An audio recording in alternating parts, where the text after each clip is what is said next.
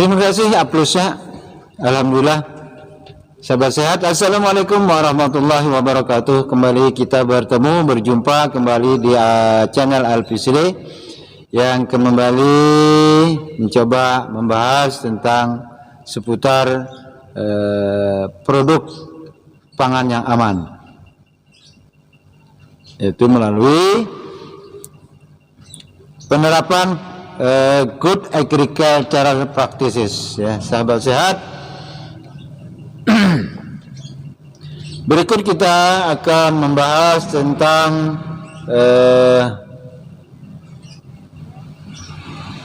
program-program yang harus dilakukan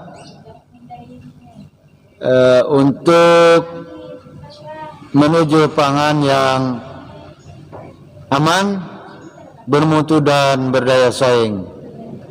Sahabat sehat, bahwa pemerintah melalui good agricultural practices atau cara budidaya tanaman yang baik telah menggulirkan berbagai macam aturan dan peraturan.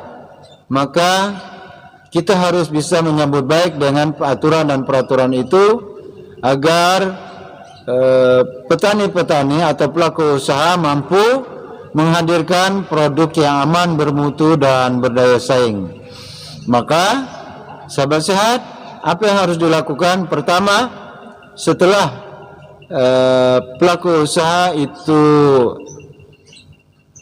memahami tentang apa yang dimaksud dengan GAP, kemudian sudah melakukan register kebun, maka untuk menuju produk yang aman, bermutu dan berdaya saing, maka ada program GAP yang meliputi aspek pertama, keamanan pangan. Jadi sekali lagi, keamanan pangan. Keamanan pangan artinya produk yang mereka hasilkan, apakah produk sayur daun, sayur buah maupun buah-buah lainnya, artinya meliputi hasil pertanian berupa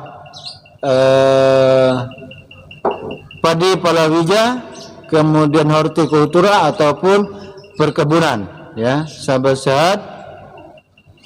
Atau barangkali juga di bidang perikanan, terutama untuk ikan-ikan, ya. Maka produk mereka harus memiliki yang dimaksud dengan keamanan pangan.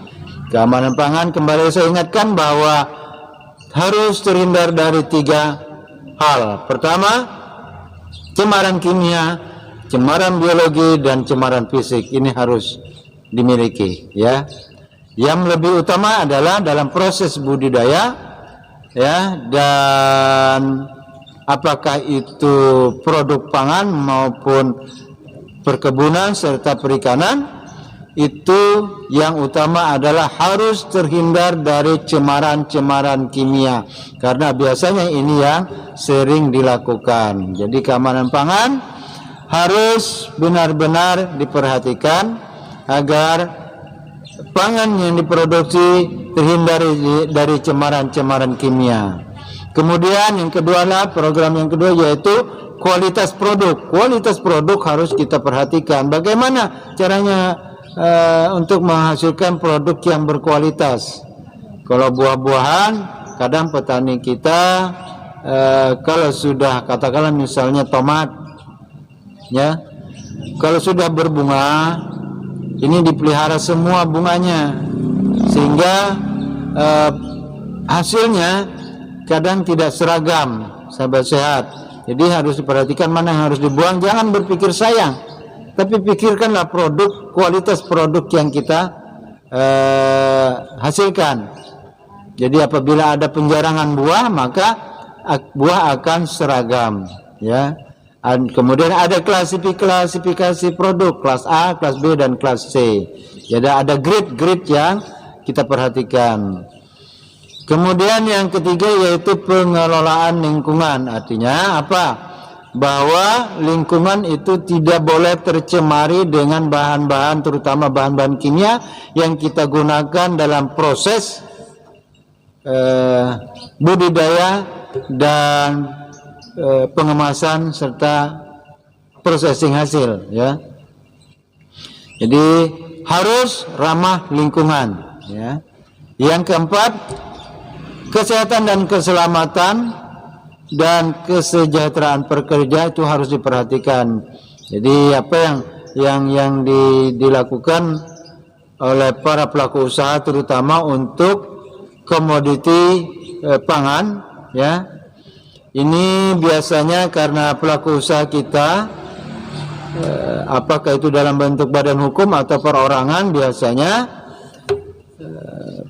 pangan ini selalu mendapat serangan hama penyakit, maka dilakukan proses pengendalian dengan menggunakan bahan-bahan kimia atau pestisida dalam bentuk sintetis, ya. Maka dari itu, untuk menuju pangan yang aman, bermutu dan berdaya saing, pelaku usaha baik perorangan maupun